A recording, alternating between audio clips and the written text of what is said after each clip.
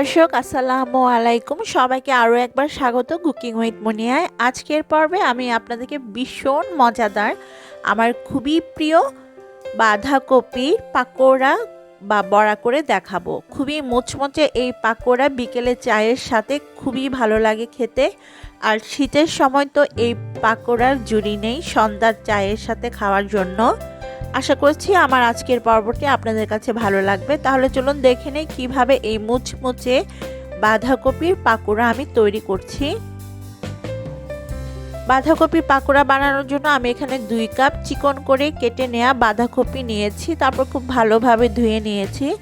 একদম মিহি কুচি করে নিতে হবে পাকোড়া বানানোর জন্য বাঁধাকপিগুলোকে। এখানে 2 কাপ পরিমাণ আছে। এখন আমি এর মধ্যে আরও কিছু উপকরণ অ্যাড করব। এর মধ্যে আমি প্রথমেই দিয়ে দিচ্ছি পেঁয়াজ কুচি। আমি আজকের পাকোড়া বানানোর জন্য 1/2 কাপ পেঁয়াজ কুচি দিয়ে দিচ্ছি। 2 কাপ বাঁধাকপির জন্য 1/2 কাপ পেঁয়াজ কুচি আমি দিয়েছি। স্বাদ মতো দিয়ে দিতে হবে ধনে পাতা কুচি। যত ধনে পাতা দিবেন খেতে দারুণ মজার হয়।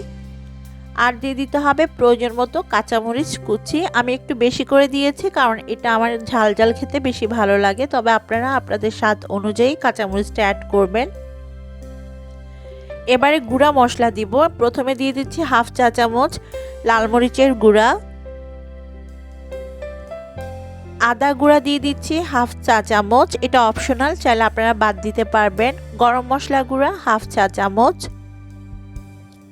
ভাজা জিরার গুঁড়া 1/2 চা চামচ, আর 1/4 চা চামচ আমি হলুদের গুঁড়া দিয়ে দিচ্ছি। হলুদের গুঁড়াটাও এখানে অপশনাল, চাইলে বাদ দেওয়া যাবে।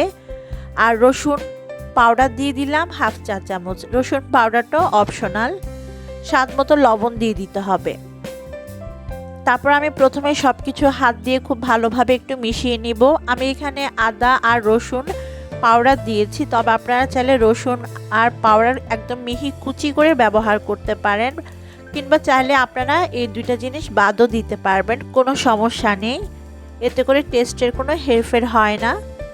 খুব ভালোভাবে হাত দিয়ে সব কিছু মিশিয়ে নেওয়ার পর আমি এর মধ্যে 1/2 কাপ চালের গুঁড়া দিয়ে দিচ্ছি। আমি প্রথমে অল্প করে চালের গুঁড়া দিয়েছি, তারপর আবারও খুব ভালোভাবে মিশিয়ে নিচ্ছি। ভালোভাবে মিশিয়ে নেওয়ার পর আমি এর মধ্যে বাকি যে চালের গুঁড়াটা আছে সেটাও দিয়ে দিব, এবং দিয়ে দিব 1/2 কাপ বেসন। চালের গুঁড়াটা এখানে অবশ্যই দিতে হবে পিঠাগুলোকে ক্রিস্পি করার জন্য। অনেকে আবার কর্নফ্লাওয়ারও দিয়ে থাকেন ক্রিস্পি করার জন্য, তবে আমি চালের গুঁড়াই ব্যবহার করি, এতে করেও পিঠা অনেক বেশি ক্রিস্পি হয়ে থাকে। এবার আমি 2 টেবিল চামচ পরিমাণ পানি দিয়ে দিচ্ছি, তবে পানিটা এখানে আপনারা নিজেদের যতটুকু বাঁধাকপি নেন সেই অনুযায়ী দিবেন। আমি 2 টেবিল চামচ দিয়ে দিচ্ছি। এখন যদি পরে লাগে আর একটু পানি অ্যাড করব। পানিটা দিয়ে দেওয়ার পর আবারও খুব ভালোভাবে সব কিছুকে মিশিয়ে নিতে হবে।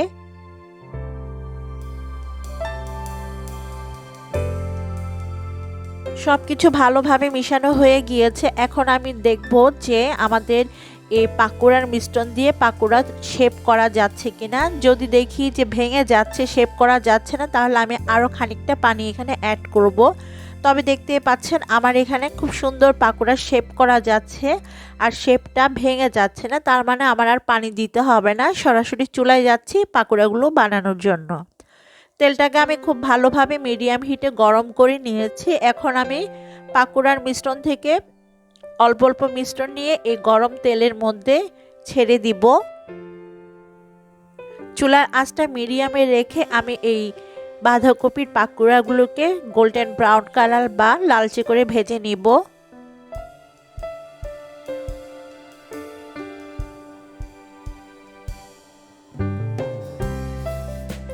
তো যতটুকু পাকোড়া দিয়েছি এখন এগুলোকে আমি ভালোভাবে ভেজে নিব।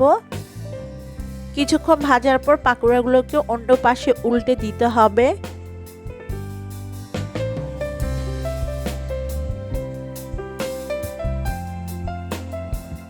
তো এক পাশে পাকোড়াগুলোকে আমি 2 মিনিট ভেজে নেওয়ার পর এখন অন্য পাশে উল্টে দিচ্ছি, এবং সেম ভাবে আমি ভেজে নেব লালচে কালার হয়ে আসা পর্যন্ত।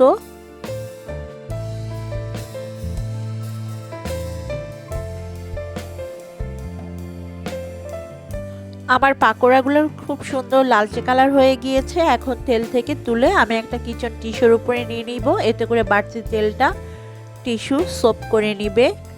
আর এভাবে করে বাকি যে ব্যাটারটা রয়েছে পাকোড়ার, সেই মিশ্রণটা দিয়ে আমি বাকি পাকোড়াগুলো বানিয়ে নিব সেম প্রসেসে।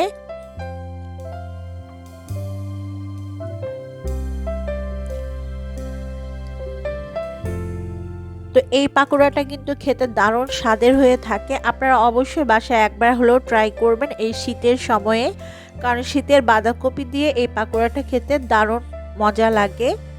তো আজকের মতো আমি বিদায় নিচ্ছি। সবাই ভালো থাকবেন, সুস্থ থাকবেন। যেতে যেতে আপনাদের কাছে একটা অনুরোধ করে যাব, সেটা হচ্ছে যারা আমার চ্যানেলে নতুন কিংবা এখনও আমার চ্যানেলটি যারা সাবস্ক্রাইব করেননি, প্লিজ আমার রেসিপি ভালো লাগলে আমার চ্যানেলটি সাবস্ক্রাইব করবেন।